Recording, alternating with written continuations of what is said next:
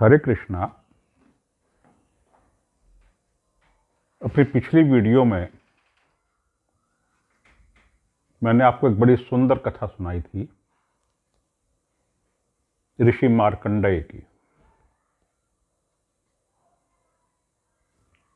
किस प्रकार से भगवान शिव के आशीर्वाद से उनका जन्म हुआ और उनके पिता के सामने भगवान शिव ने दो ऑप्शंस रखी थी कि कुपुत्र चाहिए या सुपुत्र। उनके पिता ने सुपुत्र मांगा तो भगवान शिव ने उन्हें पुत्र दिया, किंतु उसकी आयु थी केवल 5 वर्ष। उसके पश्चात मैंने आपको सारा ये भी सुनाया था कि किस प्रकार से उन्हें सप्तऋषि मिले और सप्तऋषि ने आयुष्मान भव का आशीर्वाद दिया। और जब उन्हें पता लगा कि इस बच्चे की तो आयु 3 दिन बाकी रह गई है, तो बच्चे को लेकर पहुंचे ब्रह्मा जी के पास और ब्रह्मा जी से शिव जी के पास। शिव जी ने भी जब उसे चिरंजीवी भव का आशीर्वाद दिया और उसके बाद शिव जी को पता लगा कि इसका तो आज अंतिम दिन है,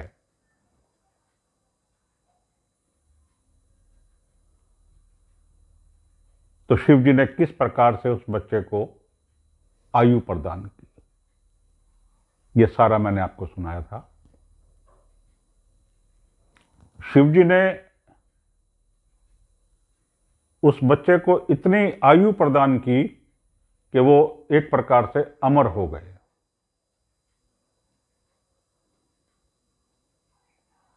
चारों जो युग हैं, सतयुग, त्रेता युग, द्वापर युग और कलयुग, इन चारों युगों को जब हम मिलाते हैं तो इनकी जो ड्यूरेशन बनती है, इनका काल बनता है 43,20,000 वर्ष बनता है। 1000 चतुर्युग का ब्रह्मा जी का एक दिन और इतनी ही उनकी एक रात। इस प्रकार से 365 दिन का एक ब्रह्मा जी का दिन और एक ब्रह्मा जी की आयु 100 वर्ष। और 100 वर्ष बीतने के बाद फिर नए ब्रह्मा आते हैं, इतनी ही उनकी आयु। इस प्रकार से जब 10 ब्रह्मा निकल जाते हैं तो शिव जी का एक दिन होता है, जैसा भगवान शिव ने स्वयं बतलाया था यमराज को। आपको याद होगा, लेकिन दोबारा याद दिलवा रहा हूं। तो इस प्रकार की गणना के अनुसार शिव जी ने उस बालक को अपने स्वयं के 5 वर्ष आयु दी, तो लगभग एक प्रकार से अमर ही हो गए ऋषि मार्कंडेय, जो कि बहुत बड़े भगवान के भगत थे, बहुत बड़े ऋषि हुए। पुराण भी लिखा उन्होंने, मार्कंडेय पुराण।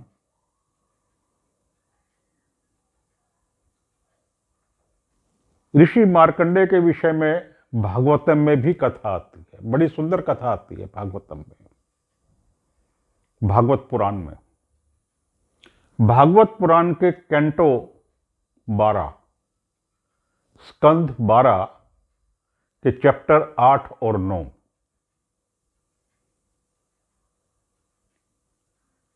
दो अध्यायों में, 8वें और 9वें अध्याय में, स्कंध 12 में ऋषि मार्कंडेय के विषय में कथा भागवतम में बड़ी सुंदर कथा आती है। तो आज मैं जो आपके लिए लेकर के आया हूं, यही भागवतम पुराण से जो कथा है ऋषि मार्कंडेय की, वही कथा लेकर के आया हूं। तो अब मैं अपनी मूल कथा पर आता हूं। तो हुआ यूं कि ऋषि मार्कंडेय जब बड़े हुए तो भगवान की कठिन तपस्या में लग गए। बहुत कठिन तपस्या की उन्होंने, ब्रह्मचर्य व्रत धारण कर लिया।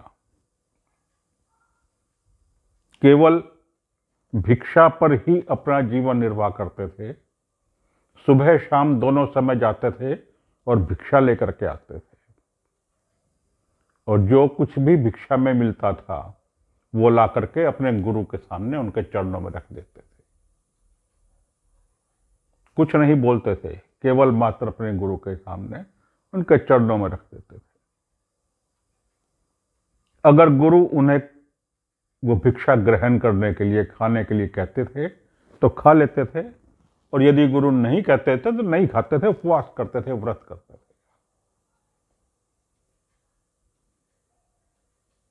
बिल्कुल शुद्ध चित्त से, शुद्ध मन से, शुद्ध मस्तिष्क से भगवान की आराधना में लगे रहते थे, कंप्लीटली भगवान की आराधना में, ब्रह्मचर्य व्रत धारण करके। इस प्रकार से भगवान की आराधना करते करते उन्हें 6 मनवंतर बीत गए। 6 मनवंतर। अब ये मनवंतर क्या होता है? जैसा कि मैंने पहले भी बताया है और अभी भी बतलाया है कि ब्रह्मा जी का एक दिन 1000 चतुर्युग के बराबर होता है। तो जो ये 1000 चतुर्युग मिलाकर के ब्रह्मा जी का एक दिन बनता है, इसे एक कल्प कहा जाता है। हमारे शास्त्रों में इसे कल्प कहा गया है। ब्रह्मा जी के एक दिन में 14 मनु होते हैं। एक एक करके 14 मनु आते हैं ब्रह्मा जी के एक दिन में, जो सृष्टि का आगे विस्तार करते हैं।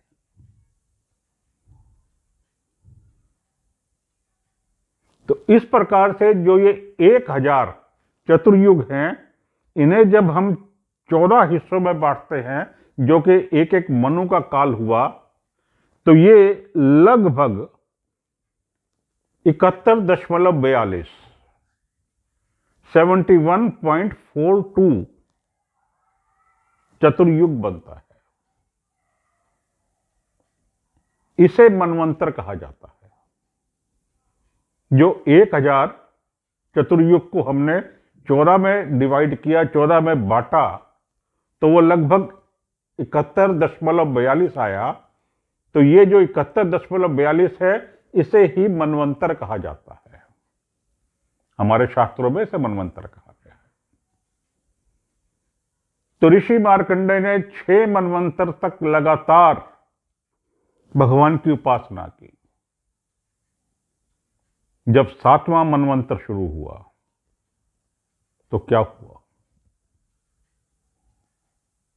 जब 7वां मनवंतर शुरू हुआ तो इंद्र देवता घबरा गए। इंद्र को अपना शासन डोलता हुआ नजर आया। उन्हें लगा कि ये ऋषि तो मेरे सिंहासन पर कब्जा कर लेंगे, मेरे राज्य पर कब्जा कर लेंगे। तो इस प्रकार से इनकी तपस्या को भंग करना बहुत आवश्यक है। घबरा गए इंद्रदेव। जैसा कि इंद्रदेव ने पहले भी कई बार किया है, बड़े बड़े ऋषियों की तपस्याएं भंग करने के लिए उन्होंने बहुत से उपाय किए। उसी प्रकार का उपाय उन्होंने अब किया। इंद्रदेव ने वायु को बुलाया, कामदेव को बुलाया, वसंत ऋतु को बुलाया, अप्सराओं को बुलाया, गंधर्वों को बुलाया, सबको बुलाया और कहा कि तुम सब जाओ और जाकर के इनकी तपस्या भंग करो। जो ये आराधना कर रहे हैं, इसको भंग करो। इंद्रदेव की आज्ञा पाकर के कामदेव, वसंत ऋतु, वायुदेव, बहुत बड़ी संख्या में गंधर्व, अप्सराएं सभी चल दिए ऋषि मार्कंडेय के आश्रम की तरफ। ऋषि मार्कंडेय का आश्रम हिमालय पर्वत के उत्तर की ओर था। हिमालय पर्वत के उत्तर की तरफ था। आश्रम के पास से पुष्प भद्रा नाम की एक बड़ी सुंदर नदी बहती थी, पुष्प भद्रा नदी। ऋषिदेव के आश्रम में बहुत बड़े बड़े सुंदर पेड़ लगे हुए थे। बहुत लंबा चौड़ा आश्रम था, बड़ा सुंदर आश्रम था। जगह जगह फूल खिले हुए थे। पेड़ों पे लताएं थी जो कि पृथ्वी को छू रही थी। जगह जगह पवित्र और सुगंधित जल के जलाशय बने हुए थे, दिव्य जल के जलाशय जो सदा ही 12 महीने पवित्र और दिव्य जल से भरे रहते थे, कभी मैले नहीं होते थे। बड़े बड़े ऋषि मुनि उनके आश्रम में थे जो जगह जगह लताओं के पेड़ों के झुरमुट में अपनी अपनी कुटिया बना करके रहते थे। बहुत सुंदर आश्रम था। और एक विशेषता जो उनके आश्रम की थी वो क्या थी कि वहां सदा ही एक जैसा बड़ा सुंदर मौसम रहता था। ना तो कभी बहुत ज्यादा सर्दी होती थी, ना कभी बहुत ज्यादा गर्मी होती थी। ऋषि मार्कंडेय के प्रभाव से सदा ही बड़ा सुंदर, साल भर बड़ा सुंदर, बड़ा अच्छा मौसम रहता था। ऐसे आश्रम में ऋषि मार्कंडेय का रहते थे। उनका आश्रम था बहुत लंबा चौड़ा, बड़ा सुंदर। उनके आश्रम का बड़ा सुंदर वर्णन आया है भागवतम में। बहुत सुंदर वर्णन आया उनके आश्रम का। तो अब इंद्र के भेजे हुए सभी वहां पहुंचने शुरू हुए। सबसे पहले वायु ने आश्रम में प्रवेश किया। आश्रम में प्रवेश करके वायु ने जो सुगंधित और पवित्र जल के जलाशय थे, उन जलाशयों के ऊपर से आकर के ठंडक ग्रहण की। ठंडक ग्रहण करके वहां जो सुंदर सुंदर खुशबू वाले सुगंधित फूल लगे हुए थे, उन फूलों से सुगंध ग्रहण की। और धीरे धीरे बयार, धीरे धीरे हवा पूरे आश्रम में बहने लगी। इतनी सुंदर हवा के किसी को भी मदहोश कर दे। पूरे आश्रम में बहने लगी। जब वायु ने इस प्रकार का वहां माहौल बना दिया, ऐसी सिचुएशन बना दी, तो वसंत ऋतु वहां आई। वसंत ऋतु में हमें पता है कितना सुंदर मौसम होता है, ना सर्दी ना गर्मी, चारों तरफ फूलों की महक। वसंत ऋतु वहां आ गई। उसने वहां का जो माहौल था उसको और ज्यादा सुंदर कर दिया, और ज्यादा सुगंधित कर दिया। शाम का समय था, सायंकाल था। आकाश में चंद्रमा उदय हुए। चंद्रमा उदय हुए और चंद्रमा ने अपनी ठंडी ठंडी किरणें चारों ओर फैला दी। जब चंद्रमा की किरणें चारों तरफ फैली और मादक हो गया माहौल वहां का। बहुत सुंदर माहौल हो गया। जब चंद्रमा ने अपनी किरणें फैला दी तो कामदेव वहां आ गए। कामदेव के साथ साथ बहुत से गंधर्व आ गए। गंधर्वों ने वहां आकर के बड़ी मीठी आवाज में बड़ा ही सुंदर गायन आरंभ कर दिया, जिसने वहां के माहौल को और भी सुंदर बना दिया। जब गंधर्वों ने गायन आरंभ किया तो अप्सराओं ने आकर के नाचना शुरू कर दिया, नृत्य शुरू कर दिया। चारों ओर एक अलग ही छटा छा गई। उन अप्सराओं में एक अप्सरा थी पुंजिका स्थली नाम की।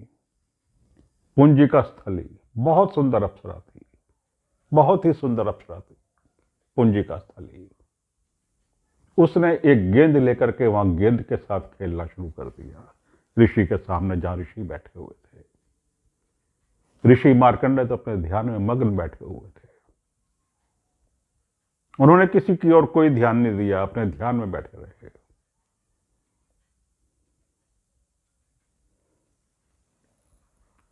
पुंजिका स्थली नाम की जो अप्सरा थी, उसने ऋषिवर के सामने गेंद के साथ खेलना शुरू कर दिया और जानबूझ करके कुछ हरकतें करनी शुरू कर दी गेंद के साथ खेलते खेलते।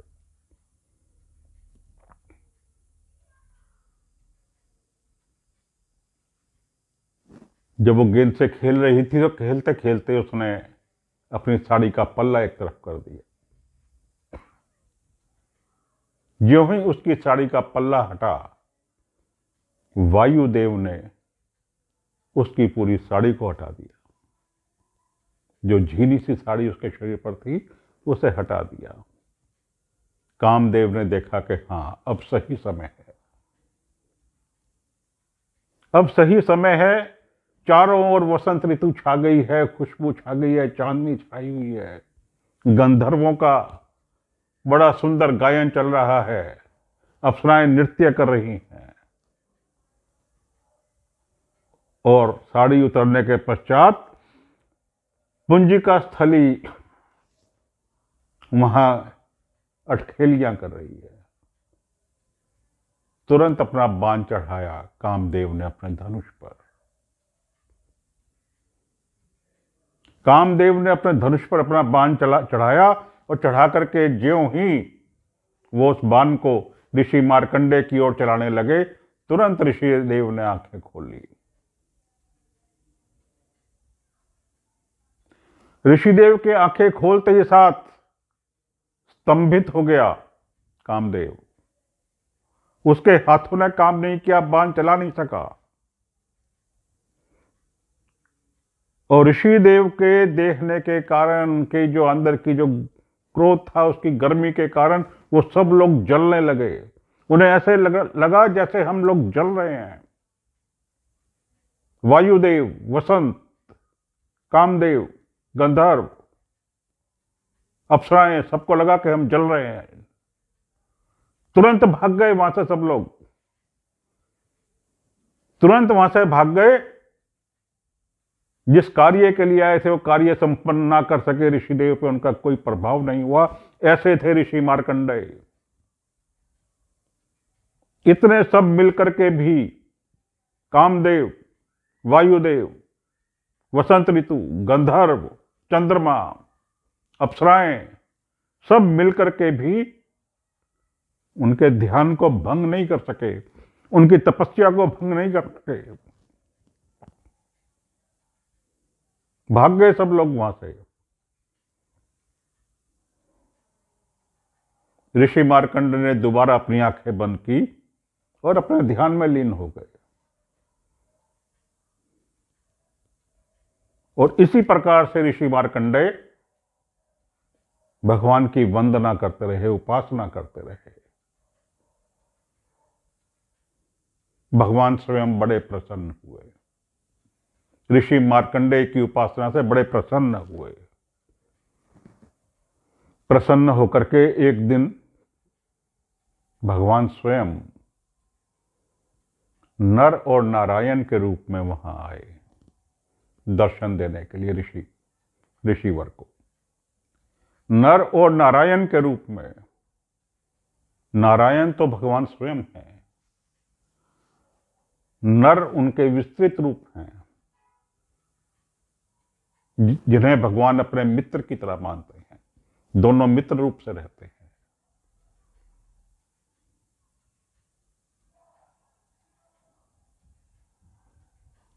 द्वापर युग में नर और नारायण दोनों इकट्ठे आए थे।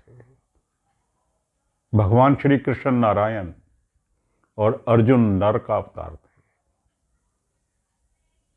अर्जुन नर का अवतार थे, भगवान श्री कृष्ण स्वयं नारायण थे। दोनों इकट्ठे आए थे, परम मित्र थे, संबंधी भी थे लेकिन परम मित्र थे। यहां फिर दोबारा नर और नारायण इकट्ठे आए। एक का रंग श्वेत गोरा, एक का श्याम वर्ण। बड़े ही सुंदर लग रहे थे। ऋषिवर ने जब दोनों को देखा बड़े प्रसन्न हुए, तुरंत खड़े हुए। खड़े होकर उन्हें प्रणाम किया, बैठने को आसन दिया। जब नर और नारायण बैठ गए, ऋषिवर ने उनकी वंदना की। बड़ी सुंदर वंदना आई है भागवतम में। यहां बड़ी सुंदर वंदना की ऋषिवर ने।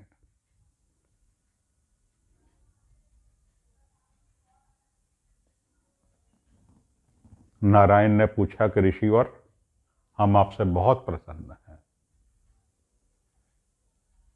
और हम आपको वरदान देना चाहते हैं। मांगिए आप क्या मांगते हैं, मांगिए आप क्या मांगते हैं। क्या मांगा ऋषिवर ने, ये अगली बार बतलाऊंगा, क्योंकि आज समय हो गया है, इसलिए आगे की कथा को नहीं सुना पाऊंगा भी। तो ये जानने के लिए कि ऋषिवर ने क्या मांगा और आगे क्या हुआ, कृपया अगली वीडियो अवश्य देखें। बहुत सुंदर कथा है आगे भी, आगे की कथा भी बहुत सुंदर है, अवश्य सुनिएगा। मुझे उम्मीद है कि आपको आज की कथा पसंद आई होगी। कृपया लाइक का बटन अवश्य दबाएं। चैनल को यदि सब्सक्राइब नहीं किया है तो सब्सक्राइब करें। अपने मित्रों और संबंधियों को भी अवश्य ही फॉरवर्ड करें, ताकि वे भी इन कथाओं का आनंद ले सकें